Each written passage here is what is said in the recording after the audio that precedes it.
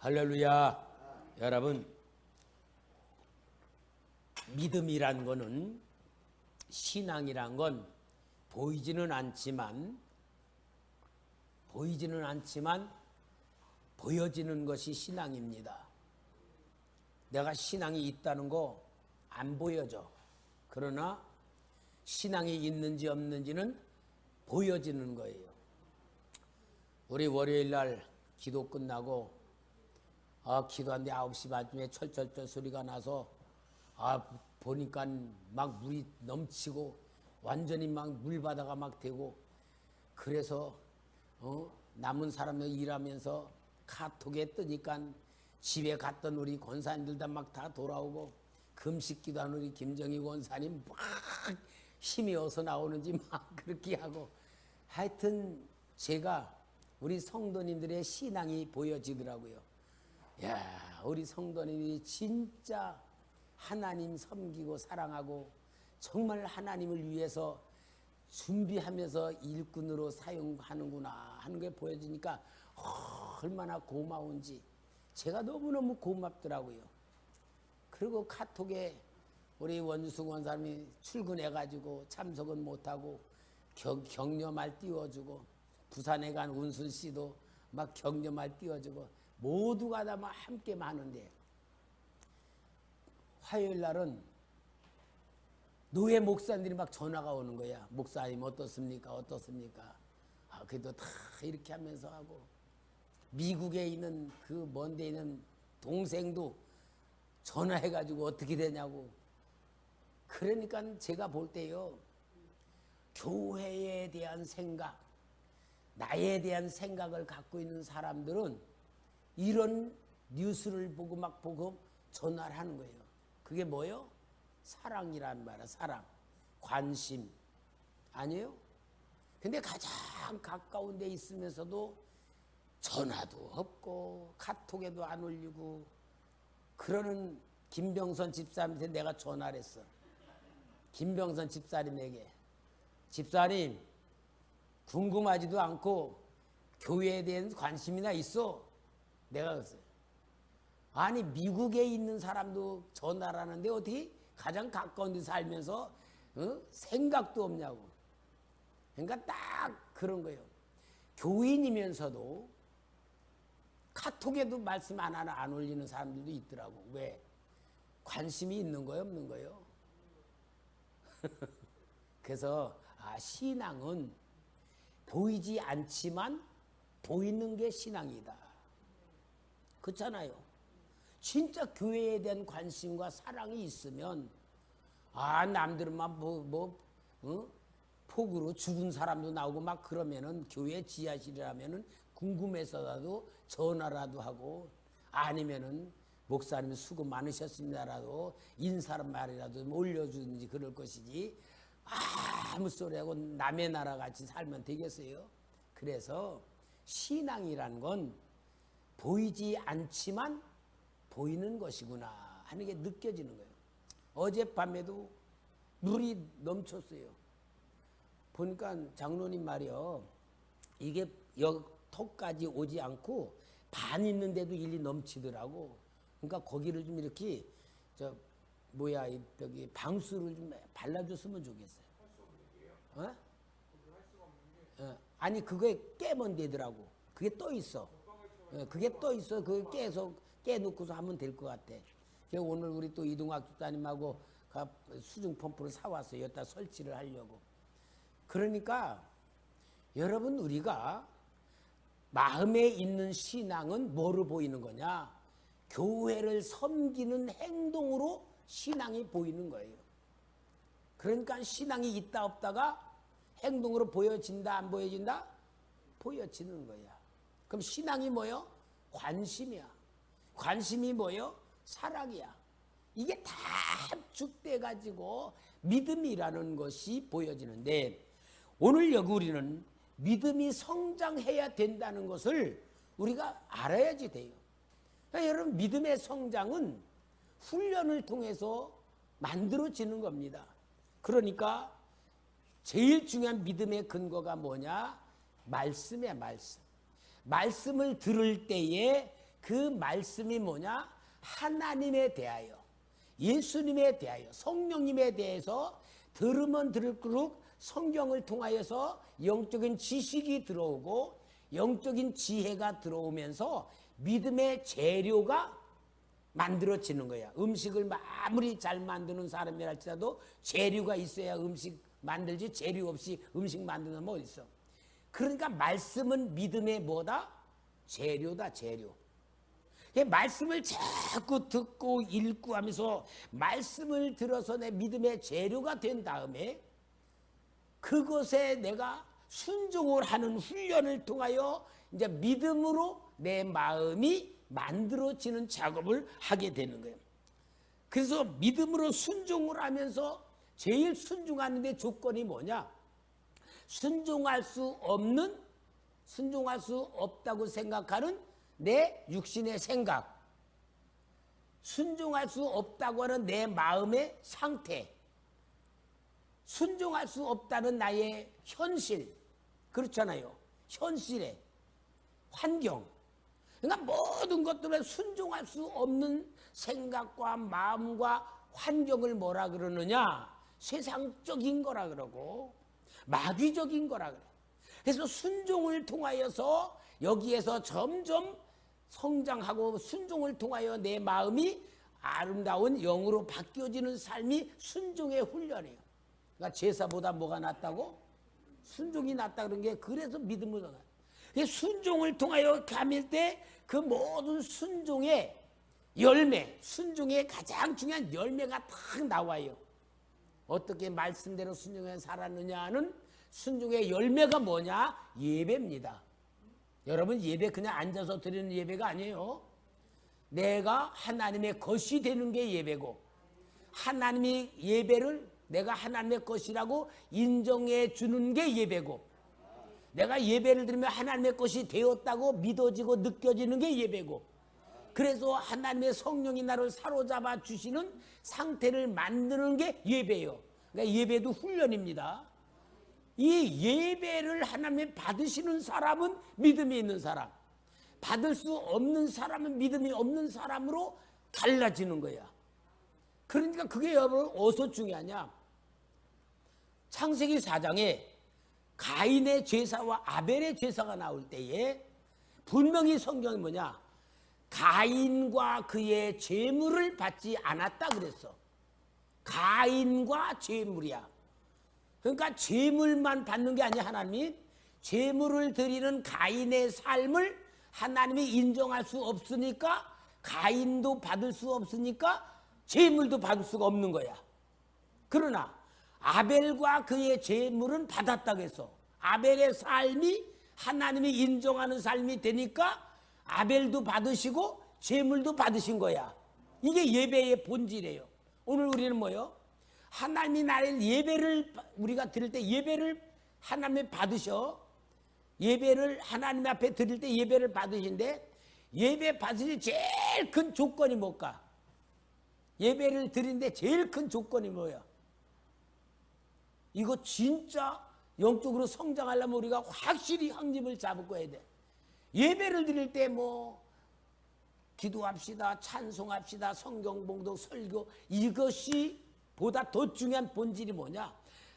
내가 드리는 예배가 아니라 하나님이 받으시는 예배의 가장 중요한 기본 조건이 뭐냐면은 예수 그리스도입니다.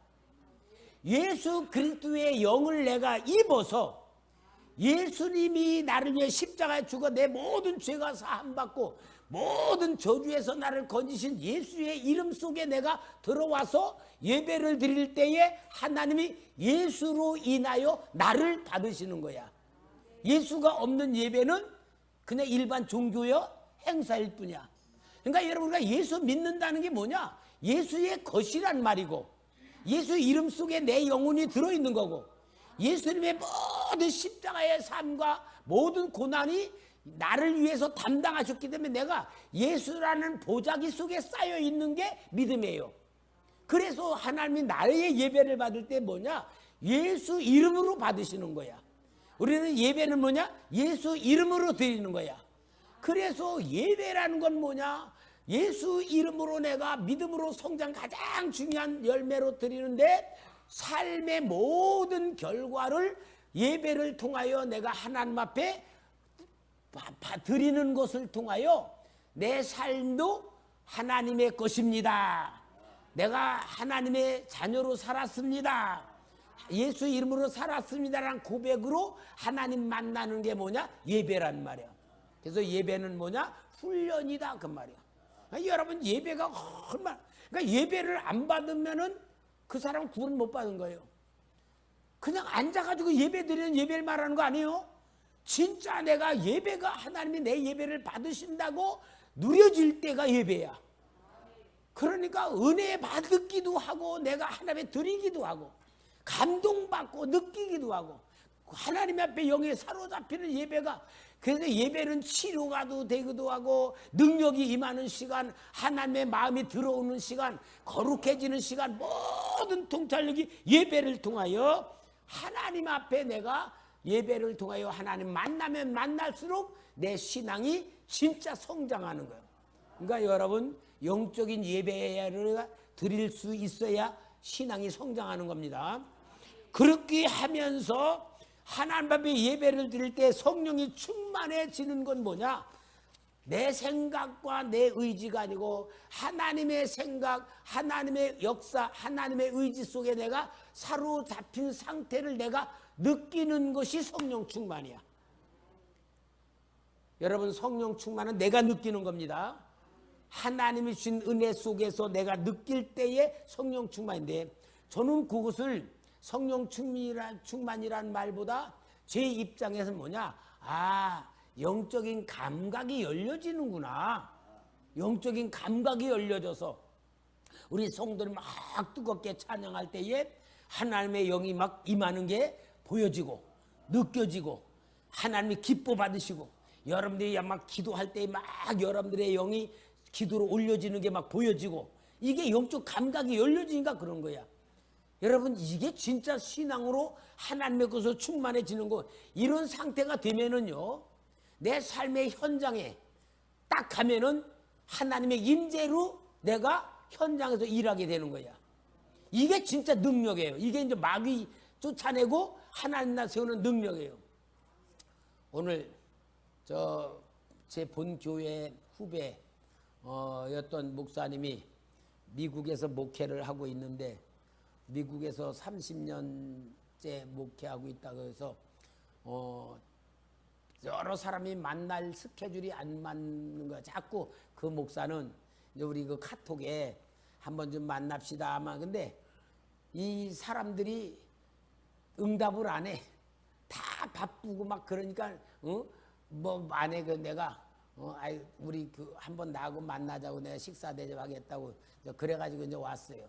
와가지고 이제 우리 이은숙 권사님이 맛있는 그 막국수 모밀국수 해서 둘이 먹으면서 아예 당회장실 한 서너 시간 얘기를 하고 나눴는데, 내가 우리 교회에 하나님이 주시는 은혜, 우리 성도들이 하나님의 은혜를 받고 누리는 축복, 하나님의 역사가 일어나는 역사, 내가 하나님 앞에 받은 은혜 막 나누니까 그 목사님이 거예요.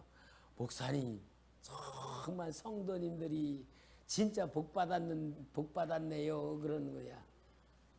여러분 진짜 우리 신앙이 뭡니까? 하나님 누리면서 사는 거예요.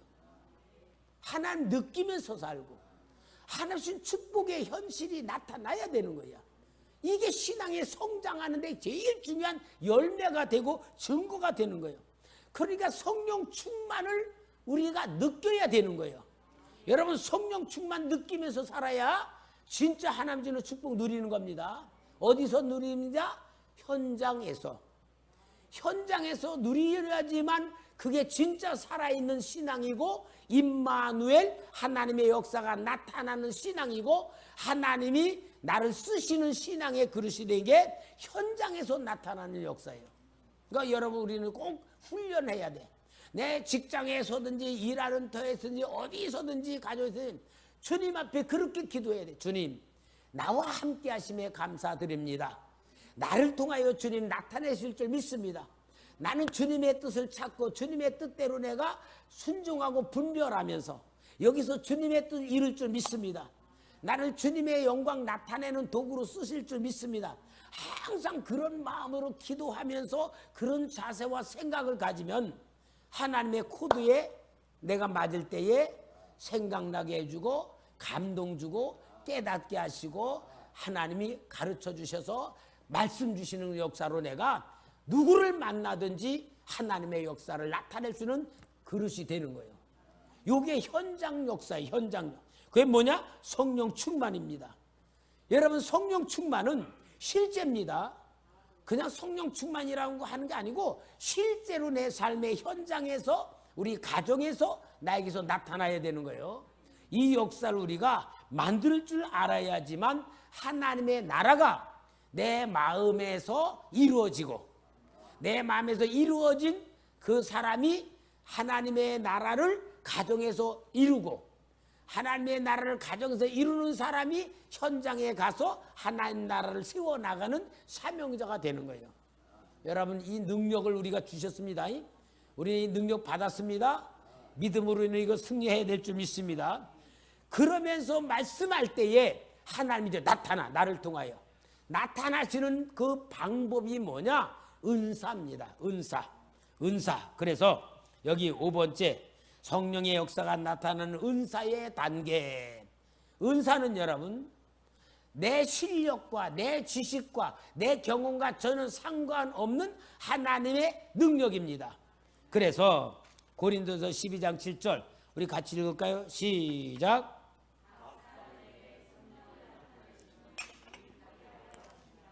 여러분, 각 사람에게 성령을 나타내심은 유익하게 하려 하심이라.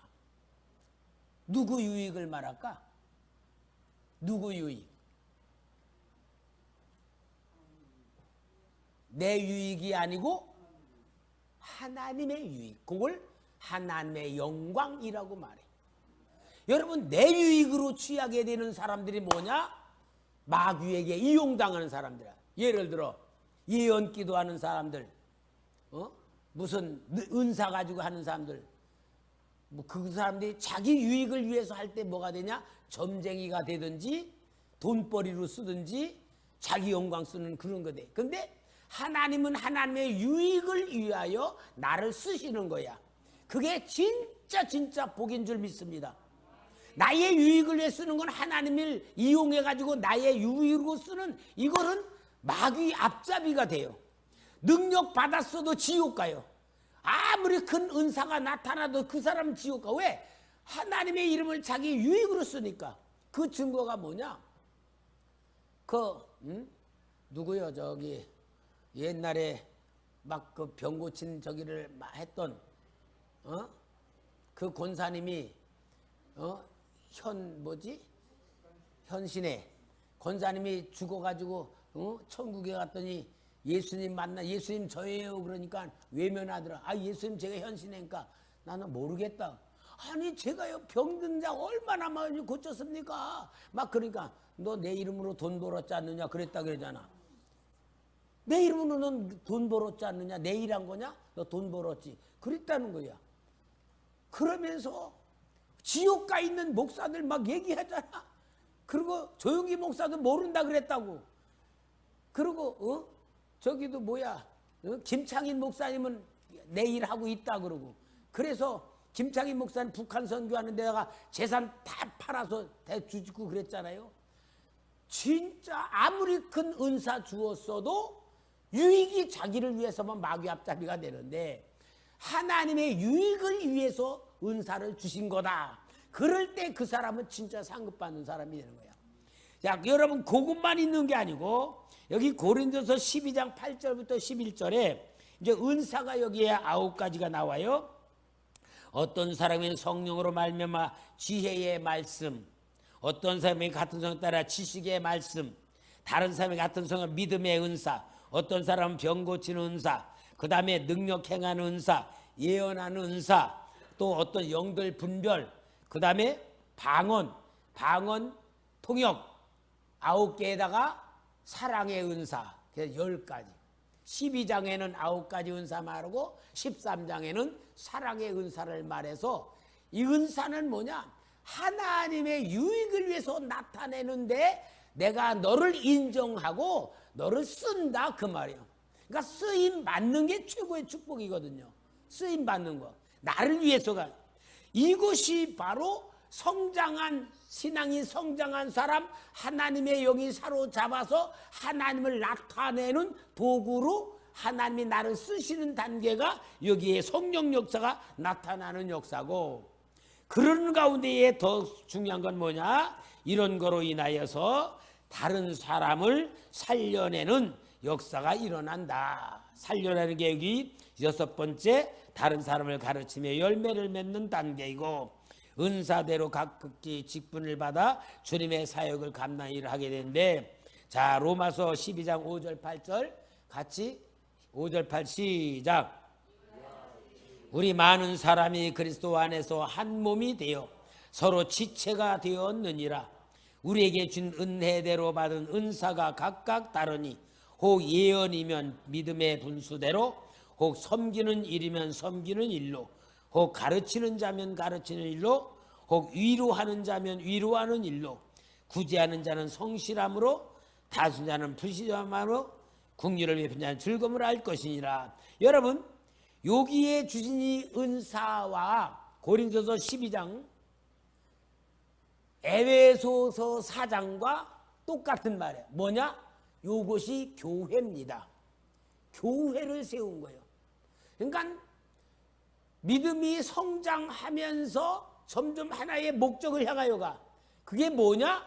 교회를 세우는 사람이 믿음의 성장에서 열매를 만들어가는 사람이다 그 말이에요.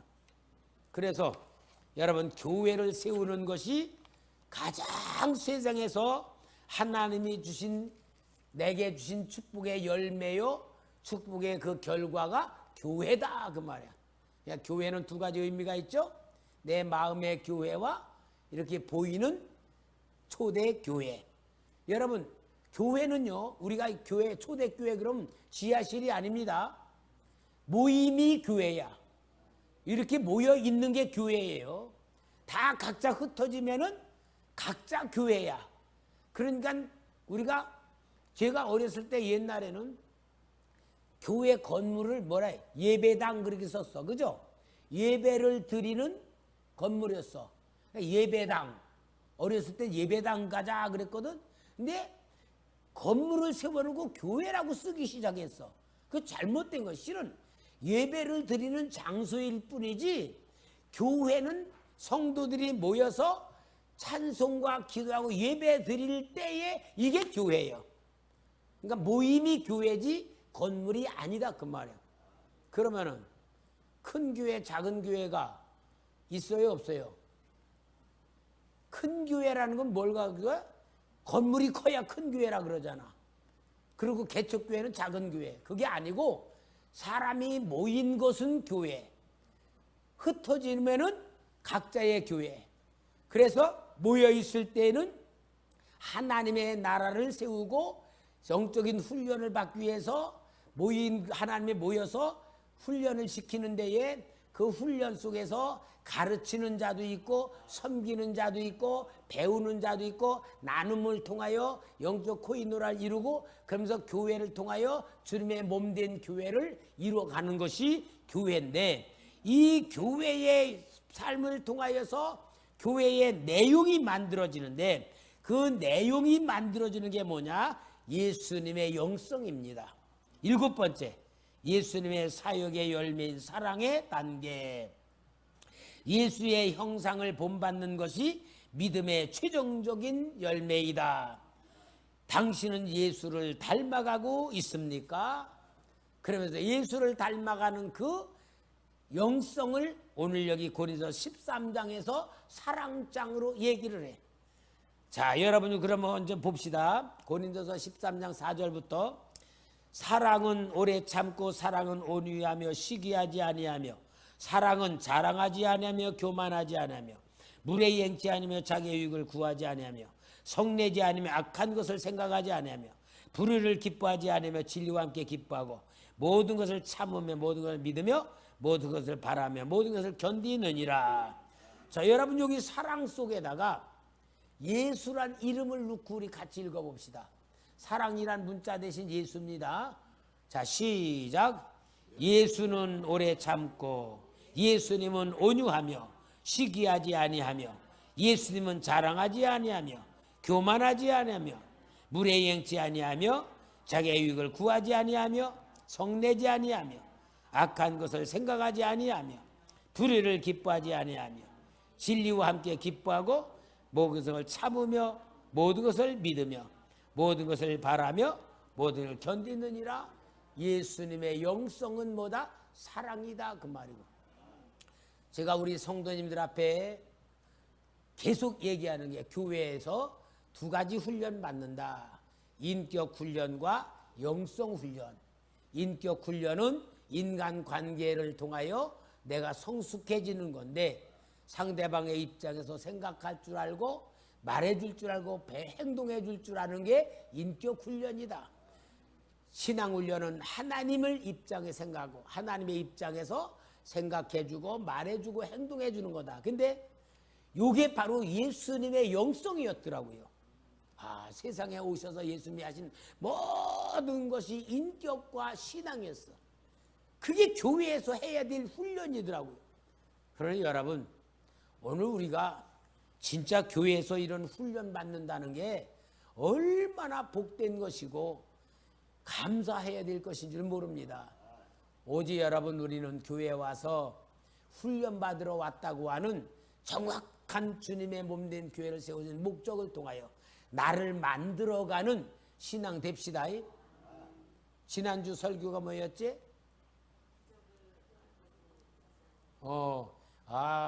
우리 박 권사님 박수 쳐줘. 아이고 잘했네.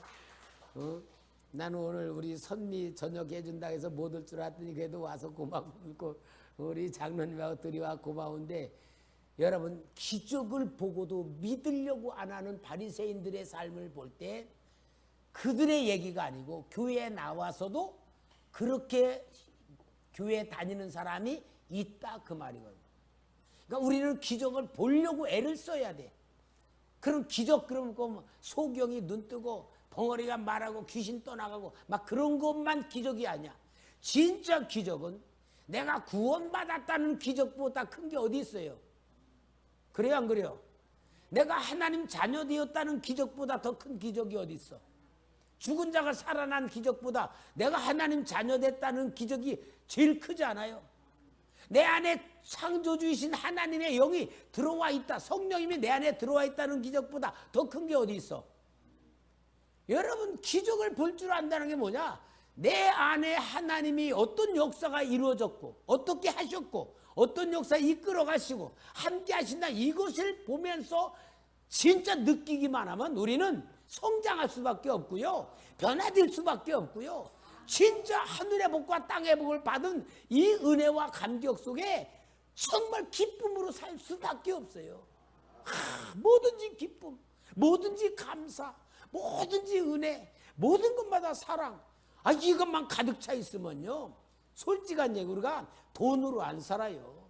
돈으로 사는 인생이 아니고 하나님의 능력으로 살고 하나님의 사랑으로 살고 오병이어 기적으로 살고 하나님의 진짜 역사였던 역사가 내게 나타나는 삶으로 살게 돼 있는 거예요. 그러니까 기적을 보고 믿지 않는 사람들이 있다는 걸 바로 우리가 보면서 우리는 이런 데서 벗어나야 된다는 것이 최고의 역사 아닙니까? 그래서 마지막 결론 뭐냐? 8번째 예수 그리스도의 몸인 교회를 세우는 단계인데 이 표현이 뭐냐? 내가 예수님의 모습으로 보여줘야 된다. 예수님의 모습으로 보여줘야 된다. 내게서 예수님의 냄새가 나야 된다. 그 삶이 돼야 되는 거예요. 어느 책에서 보니까요. 어느 선교사님이 인도로 선교를 갔어. 가난한 동네. 진짜 인도 가난한 동네가 선교사를 갔는데 그분이 12년 동안 한 사람도 전도를 못했어. 12년 동안 선교사로 지역을 일했는데 한 사람도 전도를 못해. 나는 진짜 선교사의 자질이 아닌가 보다. 그리고 그 선교지에서 나오고 그랬다가 몇 년 후에 다른 선교사가 갔어. 다른 선교 그 지역을 갔는데 그 선교사가 사람들 앞에 예수님을 얘기를 하니까 사람들이 우리 그분 만났다. 우리가 그분 봤다. 그러는 거야. 아니 성경에 있는 예수님, 이 예수님이 당신들 어떻게 봤냐고. 우리 그때 여기서 살았다. 같이 살았다. 그러면서 얘기를 하는데 보니까 뭐냐? 그 선교사님이 전도로 예수 믿게 한 사람은 아무도 없는데 그분이 12년 동안 생활한 그 생활 자체가 예수님의 모습으로 살아 보였던 거야. 그러니까 그 예수님을 얘기하니까 그분이 전에 와서 살았다고 한 거야. 그때에 그 지역이 큰 부흥이 일어났는데 뭐냐? 그 선교사님이 12년 동안 보여줬던 그 행실의 모든 게 다 깔려 있었기 때문에 그냥 그들이 복음으로 역사가 일어났다는 거야. 여러분, 이게 실제 선교지에서 일어난 사건에 대한 기록이거든요. 그러면은 와 대단하다 그런 거 아니라 뭘 얘기하고자 하냐? 진짜 신앙 성장하면 뭐가 되냐? 여러분, 우리 자신이 그렇게 살자 이 말이야. 예수님 같이 살자 그 말이야. 손해 보더라도, 손해 보고 억울한 일 만나더라도, 억울한 일 만날 수 있잖아요. 진짜 내가 원하지 않은 일이 있다 할지라도 우리의 삶의 진짜 자세와 삶의 모습을 가져야 돼. 그게 뭐요? 예수님 따라서 사는 신앙. 예수님 같이 사는 신앙. 그거 아니겠어요? 예수님 같이 사는 신앙. 이게 진짜 신앙 아닙니까? 성경 공부 많이 하고 지식 있다고 한 거 아니고 아무리 기도 많이 해도 그게 아니고 진짜 삶 속에서 예수님 같이 사는 훈련 뭐야? 나를 위해서 사는 게 아니고 예수님의 이름, 예수님의 영광, 예수님의 말씀을 위해 내가 살아가면 우리는 주님의 도구가 될 수 있다. 그 얘기를 하는 거예요.